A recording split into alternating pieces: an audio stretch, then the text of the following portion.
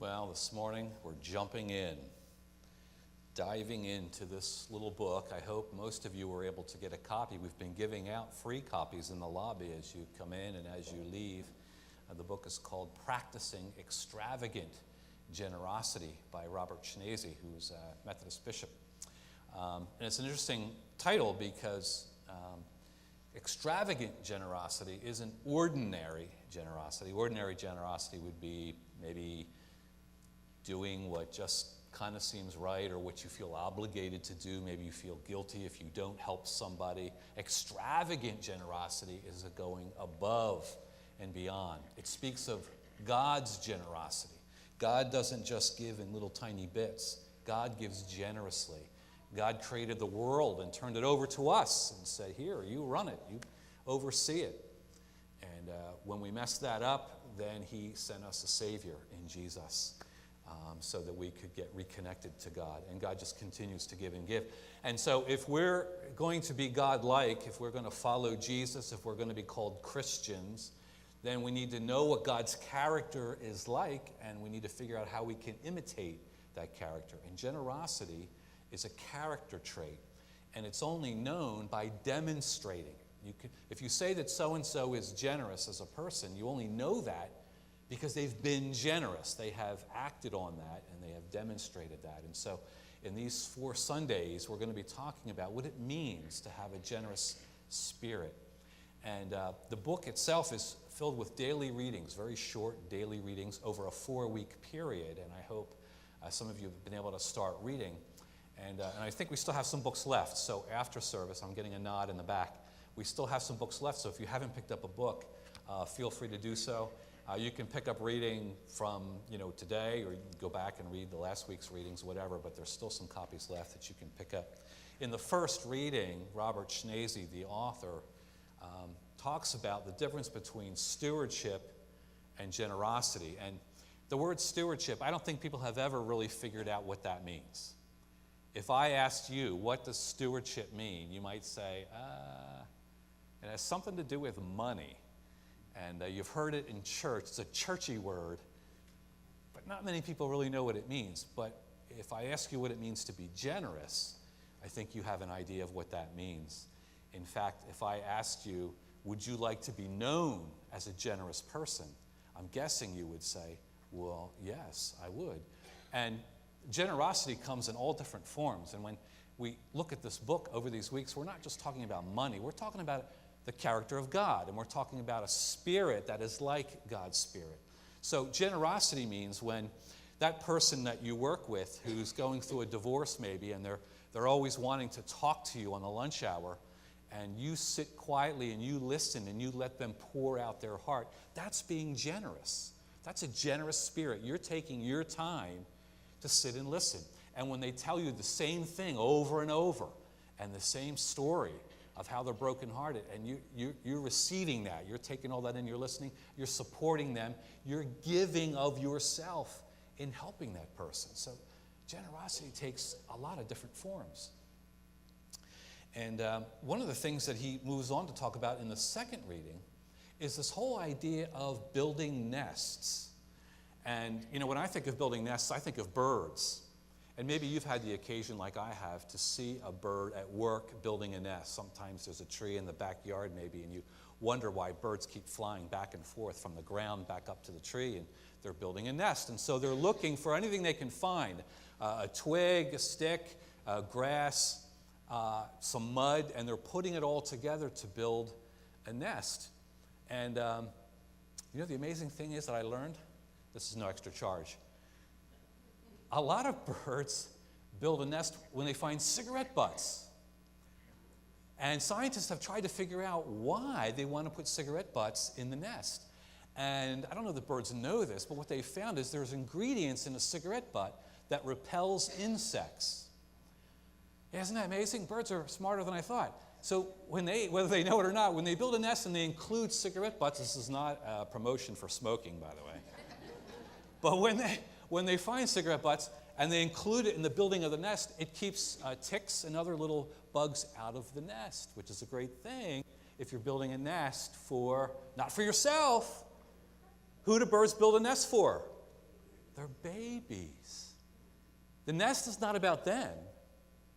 It's about the next generation. It's about for someone else. And so the author in the book says, in a way, who are you building a nest for in your life? Is your nest all about you? Are you building for something or someone else? And the question really comes into focus in one of the stories or parables that Jesus told. And I want to lift that up. It's in Luke's Gospel, the 12th chapter. Luke chapter 12.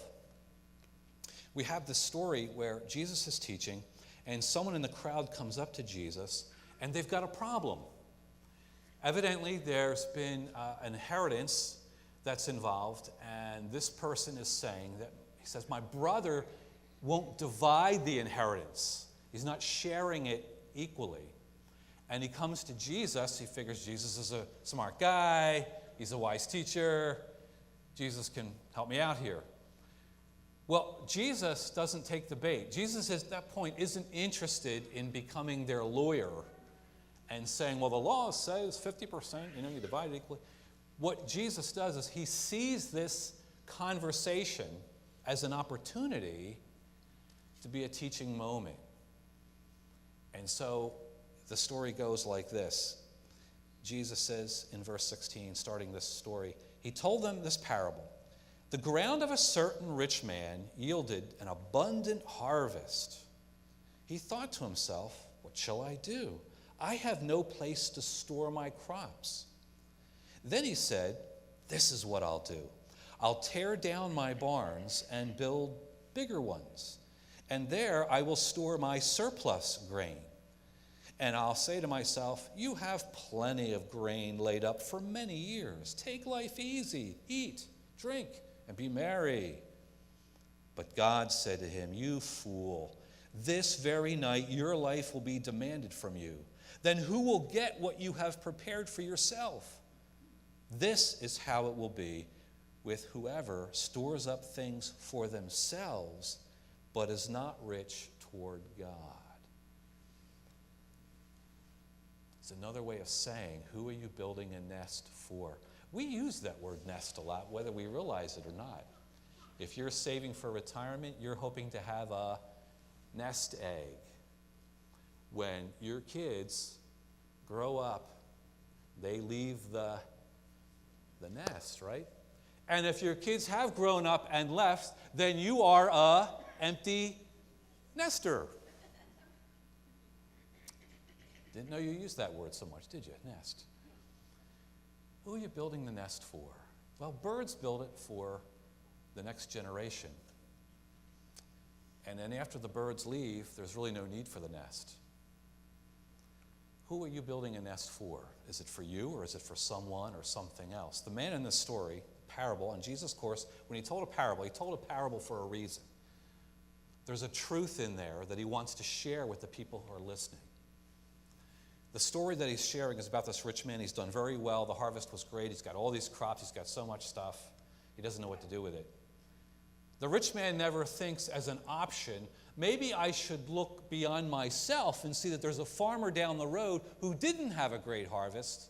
And since I've got so much, I could share with them. The rich man never thinks about this being a gift that he has by nature, having all these crops that did so well and sharing it with others in need. It's all about me. What shall I do with all the stuff that I have? I know I'll build bigger barns. Or in today's world, I'll get a couple extra storage units and stuff them full because I've got so much. And then God comes to this man and calls him a fool. You fool.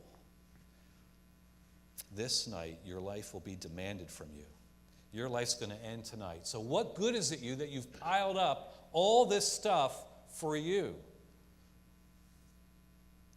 This is how it will be with whoever stores up things for themselves that is not rich toward God.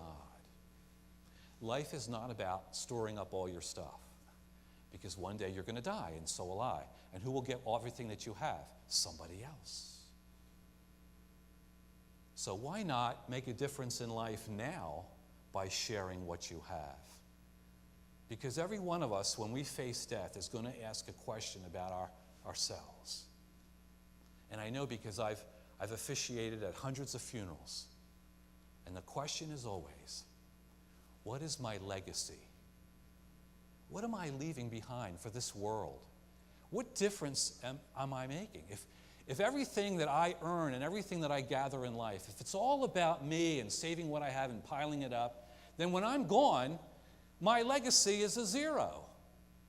But if I have learned to build a nest for others, for God's kingdom, then long after I'm gone, the ways in which I invested myself in others will continue.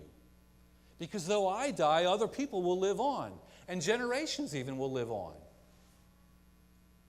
And that's why I'm so happy to be serving a church like this, because I got to tell you, this church gets it when it comes to building a nest. We look after each other, but we are about building other nests for other people. We're about the next generation building nests for them and other generations. And that's why we have a school, pre-K through 8th grade. Every day, the kids are in this school, Monday through Friday, and they're hearing every day about Jesus. And my prayer for all those kids is that when they leave this school, if they're here through 8th grade, that no child will leave our school without knowing who Jesus is, without having their life being enriched. That's a legacy that the school is producing. That's nest building. We've got Sunday school. We've got Awana, a program for kids at night. We've got youth group. We've got teens that go on mission trips and come back and give testimony about how their lives were changed because they realize it's not all about them. They go and help and serve other people and see how other people live and realize that other people need help. We're nest building. And it's an amazing thing because when I'm gone and you're gone, guess what? This church will still be here and lives will continue to be blessed because of the nest building. That's a legacy. That's an intentionality, saying it's not just about me, it's about God's kingdom. And when I serve on a committee, when I volunteer, when I help, we just took the offering and the ushers are standing before me as Mike prayed, and I'm thinking, thank God for the ushers. And I don't say that enough. That seems like a simple means of service, but it is service, and it's a big help. It's a way of volunteering and making the church function. And some of you volunteer in all kinds of ways, and if I've never said thank you, it's making a difference. You're helping build the kingdom, and you're leaving a legacy. You're living beyond yourself. I became a grandparent a year and a half ago. And I'm wearing my pop-pop tie. Some of you might have noticed, but you have to get up close to really appreciate my pop-pop tie. Because it features my grandson, the most beautiful baby in the world, and his many faces, and his unique character in all its phases. And I don't know, does anybody else have a grandparent tie? You might have your grandkids on a mug, on a coaster, on a candle, but I got them on a tie. Yeah.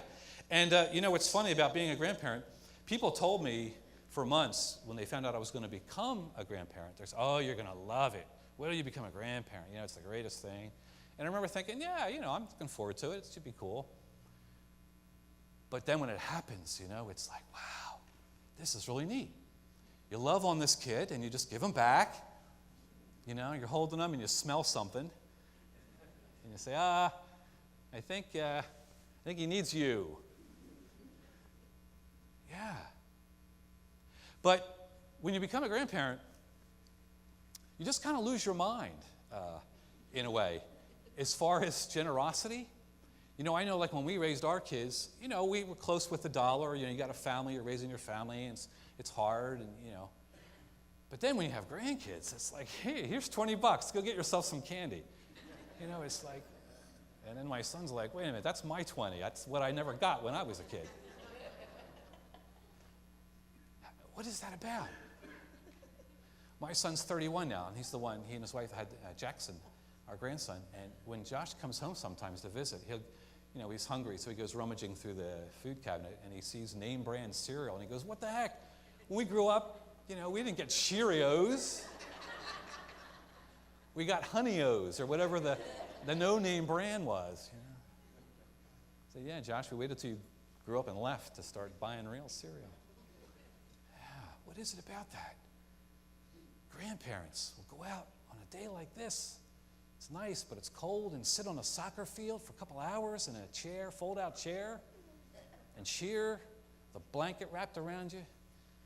Go through that. Why? Because it's your grandson or granddaughter playing soccer. Or in the winter, you'll sit in a gym on a hard bench with no back because your granddaughter is a cheerleader or your grandson's playing basketball. Why do we do that? Because they're our grandchildren. They're another generation. And we feel, in a sense, that this is a way we can share ourselves and have a legacy. Because as we age, we really realize we're not going to be around forever. But if we pour ourselves into someone else, someone younger, like a grandchild, that somehow we're extending our influence. And that's what a legacy is. It's the influence that we leave behind. So I wonder, for you and me, when we're gone, what is our legacy? What are you leaving behind? What will people remember? What will continue because you had a generous spirit and you served and you prayed and you listened and you gave of yourself. You served the King and his kingdom. That's how we make a difference. Not building our own nest, all for me, but building a bigger nest for the people around us, for the next generation and the generation after that. And that's the way God's word works. It's eternal. And when it's working in us, it works through us, and it brings blessings to others. And we become a part of that kingdom, and our legacy grows and grows and grows. And my prayer this morning is that you will join me going into the new year. It's not far now. Here we are in mid-November. In 2019, may the legacy of this church continue. May we continue to raise up children and teenagers and adults who are people of faith and who find the meaning of life through the ministry of the church. Because that's what we're called to do, and that's what we're called to be a part of. And when it happens, it's a beautiful thing. God, we thank you for your generosity toward us. Thank you for Jesus. Thank you for mercy. Thank you for forgiveness that we don't even deserve. The gifts, the list goes on, Lord, of all that you've given us. And we're so very grateful. And we want to imitate Jesus. We want to be God-like in our lives by being generous in our spirit. So come and move in our midst and inspire us to share ourselves, that our legacy might be a legacy of faith and a legacy of changed lives. And we ask all this by faith in Jesus' name. Amen. Amen. Church, we're going to close.